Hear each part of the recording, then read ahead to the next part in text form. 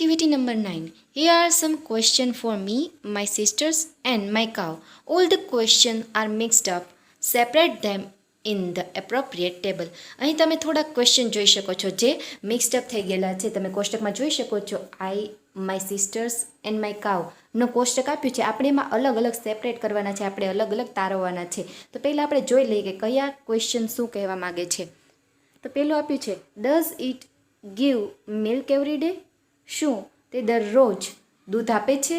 તો તે હશે કાવ માટેનું. Do you sing in the bathroom? શું તું બાથરૂમમાં ગાઈ શકે છે? ત્યારબાદ આપ્યું છે ડઝ ઇટ ઇટ ગ્રાસ? શું તે ઘાસ ખાય છે? તો એ કાવનું જ થશે. ત્યારબાદ છે ડુ યુ લાઇક મેથ્સ? શું તમને મેથ્સ ગમે છે? Does it know you? શું તે તમને ઓળખે છે? Do you wake up before 7 o'clock? શું તમે 7 વાગ્યા પહેલાં ઉઠો છો? Do you play the guitar? શું તમે ગિટાર વગાડી શકો છો? Do they like cats? શું તેઓને બિલાડીઓ પસંદ છે? Do they easily get annoyed? Annoyed એટલે કે હેરાન થઈ જવું. શું તે જલ્દીથી હેરાન થઈ જાય છે? Do they go to beauty parlour? શું તેઓ બ્યુટી પાર્લર જાય છે? Does it sleep at night? શું તે રાત્રે ઊંઘે છે? Does it love its calf? Calf એટલે કે વાછડું. શું તે તેના વાછડાને પ્રેમ કરે છે? તો અહીં તમે જોઈ શકો છો ડઝથી જેટલા પણ વાક્ય આપ્યા છે ડઝ ઇટ, ડઝ પછી ઇટનો ઉપયોગ થયો છે અને ઇટ એ નિર્જીવ વસ્તુ કે પશુ પક્ષીઓ માટે વપરાય છે. તો એ ડઝવાળા જેટલા પણ તમે ક્વેશ્ચન જોઈ શકો છો એ દરેક કાવના બોક્સમાં આવશે. ડઝવાળા જેટલા પણ છે એ દરેક ક્વેશ્ચન આ 4 દેખાય છે એ કાવના બોક્સમાં આવશે. ત્યારબાદ ડુ યુથી ક્વેશ્ચન પૂછ્યો છે. ડુ યુથી જ્યારે ક્વેશ્ચન પૂછવામાં આવે ત્યારે આન્સર આપણે આપીએ છીએ યસ આઈ એમ. એવી રીતે તમને જો કોઈ તમને પ્રશ્ન પૂછે તો તમે આઈથી જવાબ આપો. તો અહીંયા જેટલા પણ યુવાળા આપ્યા છે ડુ યુવાળા એ દરેક આપણે આઈના બોક્સમાં લખશું. ડુ યુ જેટલા પણ આપ્યા છે તમે અહીં જોઈ શકો છો. આ 4 ક્વેશ્ચન છે એ આપણે લખશું આઈના બોક્સમાં. ત્યાર પછી ડુ ધેય. હવે અહીં તમે જોઈ શકો છો સિસ્ટર્સ બહુવચન આપ્યું છે. એનો અર્થ કે એ બહુવચનમાં પ્રશ્ન પૂછાયો છે એટલા માટે આપણે આમાં આપ્યા છે ડુ ધે. તમે અહીંયા જેટલા પણ જોઈ શકો છો ડુ ધેવાળા સેન્ટેન્સ જેટલા પણ ક્વેશ્ચન છે એ આપણે માય સિસ્ટર્સના બોક્સમાં લખશું. તો ચાલો એક વખત આપણે એ સેન્ટેન્સ જોઈ લઈએ. Do you sing in the bathroom? Do you like maths? Do you wake up before 7 o'clock? Do you play the guitar? Do they like cats? Do they easily get annoyed? Do they go to beauty parlor? Does it give milk every day? Does it eat grass? Does it know you? Does it sleep at night? Does it love its calf? હવે activity number 9ના question આપણે separate કર્યા બાદ activity number 10 આપી છે. એમાં આપ્યું છે read the paragraph. ફકરો આપણે વાંચવાનો છે. પહેલાં આપણે જોઈ લઈએ શું કહેવા માગે છે ફકરો. We have a comfortable life because people work for one another.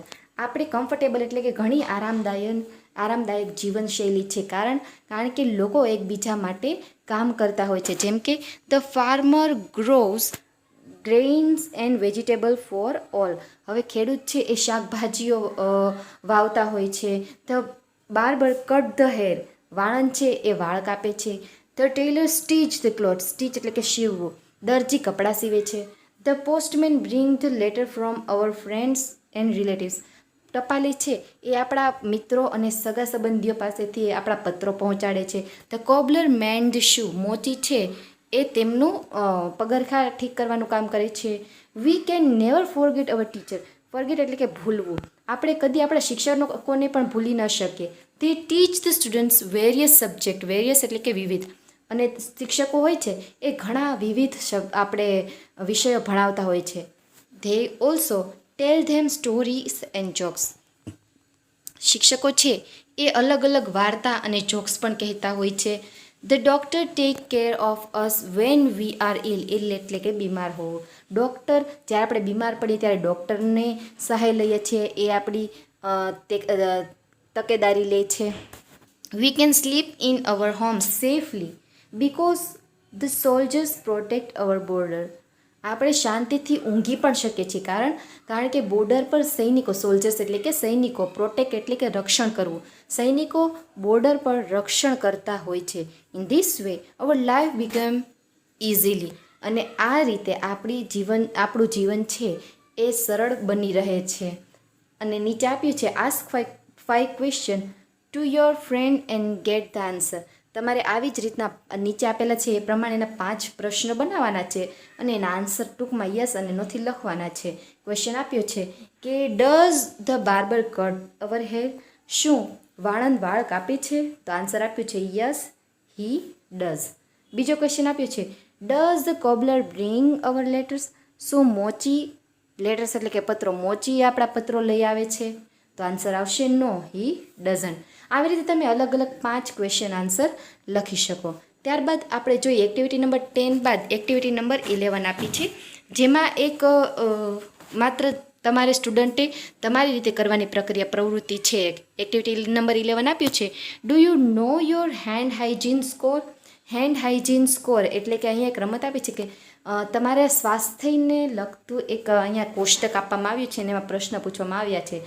Put a tick mark in the appropriate box and count your score. હવે જે બોક્સ આપ્યું છે એમાં તમારે ટિક કરવાનું છે અને તમારે એમાં તમારા સ્કોર ગણવાના છે. અહીંયા આપ્યું છે કે 5 પોઈન્ટ્સ ફોર ઓલવેઝ. ઓલવેઝ એટલે કે હંમેશા જે દૈનિક પ્રક્રિયા તમે કરો છો એના માટે ઓલવેઝના 5 points. 2 points for sometimes. A sometimes એટલે કે ક્યારેક ક્યારેક તમે ક્યારેક કોઈ પ્રક્રિયા કરતા હોય તો ટેવો હોય તો એના માટેના 2 પોઈન્ટ્સ છે. એન્ડ 0 પોઈન્ટ્સ ફોર નેવર એટલે કે નેવર એટલે કે કદી જ નહીં, અને જે પ્રક્રિયા તમે કદી જ ન કરી હોય એના માટે તમારે 0 પોઈન્ટ્સ છે. આ રીતનું તમે ટેક્સ્ટ બુકમાં તમારું કોષ્ટક જોઈ શકો છો અને એમાં પ્રશ્ન આપ્યા છે, ક્વેશ્ચન, અને એમાં બાજુમાં આપ્યું છે ઓલવેઝ, સમટાઈમ્સ અને નેવર. ત્યારબાદ અહીંયા પ્રશ્ન આપ્યો છે કે do you wash your hand before lunch and dinner. શું તમે જમતા પહેલાં લંચ એન્ડ ડિનર એટલે કે બપોરનું ભોજન અને સાંજનું ભોજન લેતા પહેલાં શું તમે તમારા હાથ ધુઓ છો? તો આપણે રોજ જે ધોતા હોય તો આપણે લખશું યસ ઓલવેઝ, તો એના થશે 5 માર્ક્સ. આવી રીતે તમારે આખું કોષ્ટક તમારી રીતે આ પ્રવૃત્તિ કરવાની રહેશે. બસ આપણે અહીંયા આ પ્રકરણનું લાસ્ટ એક્ટિવિટી હતી, અહીંયા આપણું આ પ્રકરણ પૂરું થાય છે, આપણું યુનિટ અહીં પૂરું થાય છે. આગળના વિડીયો લેક્ચરમાં આપણે આગળના યુનિટ તરફ આગળ વધશું. તો અહીંયા સુધી આપણે આટલું રાખીએ છીએ. હરિઓમ.